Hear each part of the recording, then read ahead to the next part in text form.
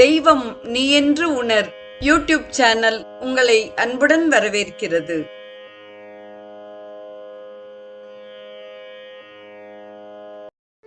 வாழிய செந்தமிழ். அன்பு நிறை உள்ளங்களுக்கு அன்பார்ந்த வணக்கங்கள். வாழ்ந்து காட்டிய வள்ளல்கள் வரிசையில் சுவாமி சிவானந்தரின் வாழ்க்கை வரலாற்றை தொடர்ந்து அவர் எழுதிய ஹிந்து விரதங்களும் விழாக்களும் என்ற நூல் குறித்து நாம் சிந்தித்துக் கொண்டிருக்கிறோம். இன்றைய நிகழ்வில் நாம் முதலாவதாக சிந்திக்க இருக்கும் பண்டிகை வசந்த நவராத்திரி ஆகும். வசந்த நவராத்திரியின் போது தேவி தெய்வீக அன்னையாக வழிபடப்படுகிறாள். இது வசந்த காலத்தில் நிகழ்கிறது. அன்னை கேட்டுக்கொண்டதற்கிணங்க அவள் வணங்கப்படுகிறாள். தேவி பாகவதத்தில் நாம் இப்பகுதியை காணலாம். முன்பொரு நாள் திருவசிந்து என்ற மன்னன் ஒரு சமயம் வேட்டைக்கு சென்றபோது ஒரு சிங்கத்தால் கொல்லப்பட்டான். அதன் பிறகு இளவரசன் சுதர்சனின் முடிசூட்டு விழா ஏற்பாடுகள் வெகு விமரிசையாக நடைபெற்றன. ஆனால் அரசி லீலாவதியின் தந்தையான உஜ்ஜயினி மன்னன் யுதாஜித்தும் மனோரமாவின் தந்தையான கலிங்க மன்னனான வீரசேனனும் தங்கள் பேரக் குழந்தைகளுக்கு கோசலை நாட்டை பெற்றுத்தர விரும்பினர். அவர்கள் ஒருவரோடு ஒருவர் போரிட்டனர். சண்டையில் வீரசேன மன்னன் கொல்லப்பட்டான். இளவரசன் சுதர்சனன் மற்றும் ஓர் அலியுடன் அரசி மனோரமா காட்டிற்கு ஓடிவிட்டாள். பரத்வாஜ ரிஷியின் ஆசிரமத்தில் அவர்கள் அடைக்கலம் புகுந்தனர். வெற்றி பெற்ற மன்னனான யுதாஜித் கோசலையின் தலைநகரான அயோத்தியில் தனது பேரனான சத்ருஜித்தை மன்னனாக முடிசூட்டினான். பிறகு மனோரமா மற்றும் அவனது மகனையும் தேடி காட்டிற்கு சென்றான். தன்னிடம் அடைக்கலம் புகுந்தவர்களை விட முடியாது என்று ரிஷி கூறிவிட்டார். அதை கேட்ட யுதாஜித் சினம் கொண்டான். அவன் ரிஷியை தண்டிக்க விரும்பினான். ஆனால் அவனது மந்திரி ரிஷியின் கூற்றின் உண்மையை அவனுக்கு எடுத்துரைத்தான். யுதாஜித் தலைநகரத்திற்கு திரும்பினான். இளவரசன் சுதர்சனுக்கு அதிர்ஷ்டம் காத்திருந்தது. துறவி ஒருவரின் மகன் ஒரு நாள் அங்கு வந்து அலியின் சம்ஸ்கிருத பெயரான கிலீபன் என்று அழைத்தான். இளவரசன் அந்த பெயரின் கிளீ முதல் எழுத்தை பிடித்துக்கொண்டு கிளீம் என்று உச்சரிக்க ஆரம்பித்தான். இந்த வார்த்தை சக்தி வாய்ந்த ஒரு மந்திரமாகும். இது அன்னை பராசக்தியின் பீஜாட்சரமாகும். இதை திரும்ப திரும்ப உச்சரித்ததால் அன்னையின் அருளை பெற்று இளவரசன் மன அமைதி அடைந்தான். அவன் முன் தேவி தோன்றி அவனை ஆசீர்வதித்து அவனுக்கு தெய்வீக ஆயுதங்களையும் அளப்பரிய ஆற்றலையும் அருளினாள். காசி மன்னனின் தூதுவர்கள் ரிஷியின் ஆசிரமத்தை கடந்து செல்கையில் அழகான இளவரசன் சுதர்சனனை பார்த்ததும் காசி மன்னனின் புதல்வி சசிகலாவிற்கு அவனை திருமணம் செய்து வைக்கலாம் என்று சிபாரிசு செய்தனர். சுயம்பர விழாவும் நடைபெற்றது. சசிகலா உடனேயே சுதர்சனனை தேர்ந்தெடுத்தாள். முறைப்படி அவர்களது திருமணம் நிகழ்ந்தது. அந்த நிகழ்ச்சியில் பங்கு கொண்ட மன்னன் யுதாஜித் காசி மன்னனுடன் போரிட்டான். சுதர்சனனுக்கும் அவனது மாமனாருக்கும் தேவி உதவி செய்தாள். யுதாஜித் தேவியை கேலி செய்தான். அதை கண்ட தேவி யுதாஜித்தையும் அவனது படையையும் சாம்பலாக்கினாள். இவ்வாறு சுதர்சன் தனது மனைவி மற்றும் மாமனாருடன் தேவியை துதித்தான். தேவி மிகவும் மகிழ்ந்து வசந்த நவராத்திரியின் போது ஹோமத்துடன் தன்னை வழிபடுமாறு அவர்களை பணித்தாள். பிறகு அவள் மறைந்து விட்டாள். இளவரசன் சுதர்சனனும் சசிகலாவும் பாரத்வாஜ ரிஷியின் ஆசிரமத்திலிருந்து திரும்பினர். ரிஷி அவர்களை ஆசீர்வதித்து சுதர்சனனை கோசல மன்னனாக முடிசூட்டினார். சுதர்சனன், சசிகலா மற்றும் காசி மன்னன் மூவரும் அன்னை பராசக்தியின் ஆணையின்படி வசந்த நவராத்திரியின் போது பூஜையை செய்து வெகு சிறப்பாக கொண்டாடினர். சுதர்சனனின் வாரிசுகளான ஸ்ரீ ராமனும் லக்ஷ்மணனும் வசந்த நவராத்திரி பூஜையை செய்து சீதையை கண்டுபிடிப்பதில் அவளது அருளை பெற்றனர்.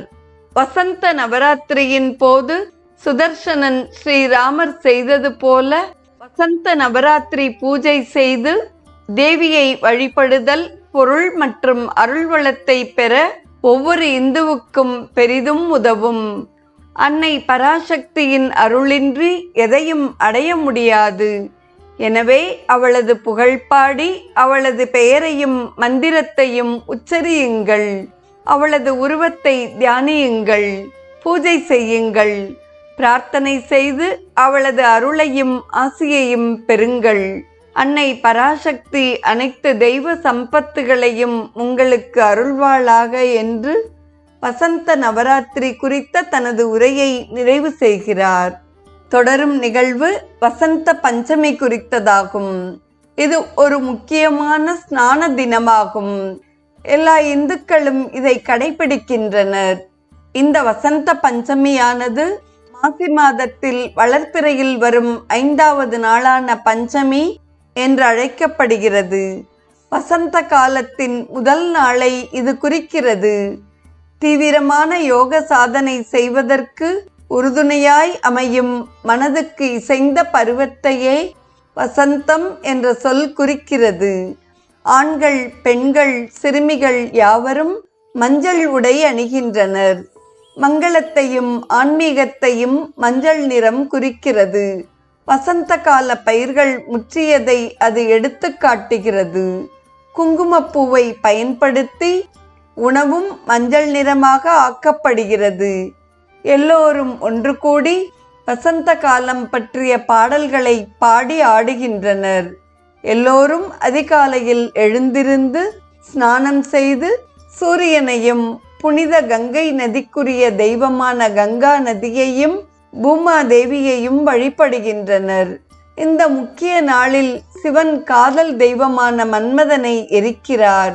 தாரகாசுரனை வதம் செய்வதற்காக ஆற்றல் மிகுந்த ஒரு மகனை பெற வேண்டி சிவபெருமான் சமாதியில் ஆழ்ந்திருந்த பொழுது மன்மதன் அவரை தூண்ட முயற்சித்தான். ஒரு மரத்தின் பின்னால் ஒளிந்திருந்து சிவன் மீது மன்மதன் அம்பை விட்டான். சிவன் மிகுந்த கோபத்திற்கு உள்ளானார்.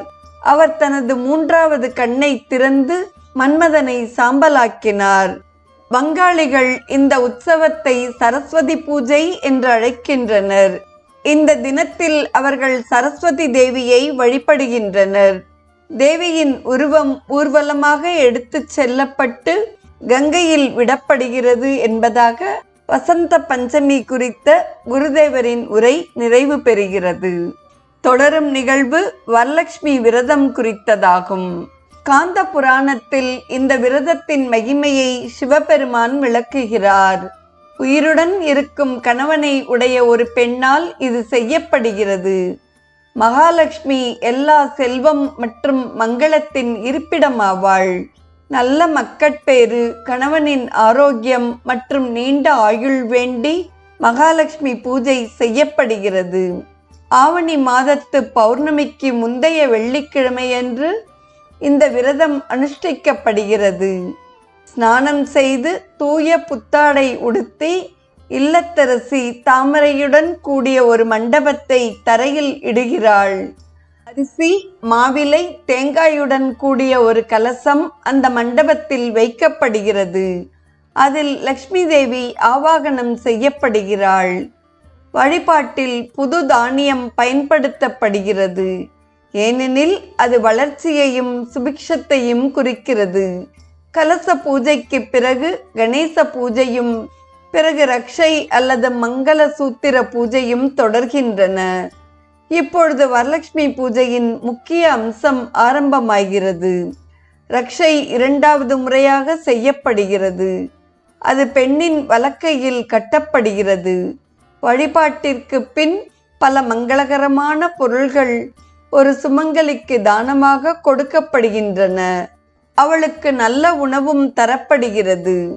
லக்ஷ்மி தேவி தனது பக்தர்களுக்கு வெறும் செல்வத்தையும் பொருள் வளத்தையும் மட்டுமல்லாது உயர் ஞானத்தையும் அளித்து அருள்கிறாள்.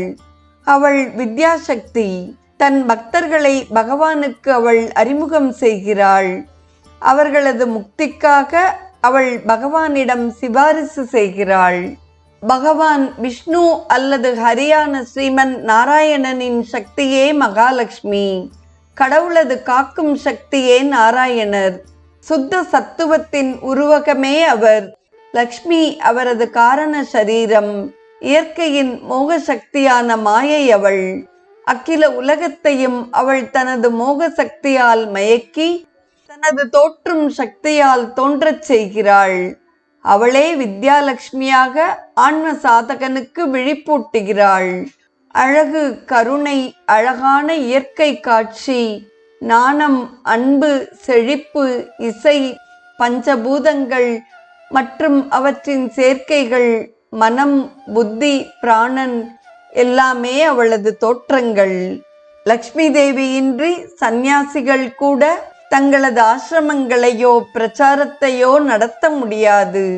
இல்லறத்தை காட்டிலும் அவர்களுக்குத்தான் லக்ஷ்மி தேவி அதிகம் தேவைப்படுகிறாள். ஏனெனில் மக்கள் நன்மைகளுக்காக அவர்கள் பெரும் தொண்டு செய்ய வேண்டியுள்ளது. ஸ்ரீ சங்கரர் தேவியையும் லக்ஷ்மியையும் சரஸ்வதியையும் தமது பணியில் வெற்றிக்காக வழிபட வேண்டி நேரிட்டது. கடந்த காலத்தில் பெரும் ஆன்மீக பணி ஆற்றியுள்ள பெருமக்களும் இறை தூதர்களும் அன்னை லக்ஷ்மி தேவி மற்றும் சரஸ்வதி தேவியை ஆராதித்தவர்களே அவர். அன்னை மகாலட்சுமி உங்கள் அனைவரையும் ஆசிர்வதிப்பாளாக. அவளது மந்திரத்தை நாம் பாராயணம் செய்வோம். ஓம் மகாதேவியைச்ச வித்மகே விஷ்ணு பத்னியைச்ச தீமகி தன்னோ லக்ஷ்மி பிரச்சோதயாத் என்று மகாலட்சுமி காயத்ரி மந்திரத்துடன் குருதேவர் வரலட்சுமி விரதம் குறித்த தனது உரையை நிறைவு செய்கிறார். நாளைய நிகழ்வில் ஸ்கந்த சஷ்டி குறித்து நாம் சிந்திப்போம். இன்றைய நிகழ்வை கேட்டு பயனுற்ற அத்துணை நல்ல உள்ளங்களுக்கும் நெஞ்சார்ந்த நன்றி. வாழிய செந்தமிழ், வாழ்க நற்றமிழர், வாழிய பாரத மணித்திருநாடு. தெய்வம் நீ என்று உணர் யூடியூப் சேனலை கேட்டு மகிழ்ந்த நீங்கள் உங்கள் நட்பு வட்டத்திற்கும் பகிர்ந்து தொடர்ந்து உங்களது நல்ல ஆதரவினை சப்ஸ்கிரைப் செய்து வழங்குமாறு அன்புடன் வேண்டுவது உங்கள் அன்பின் விசாலம்.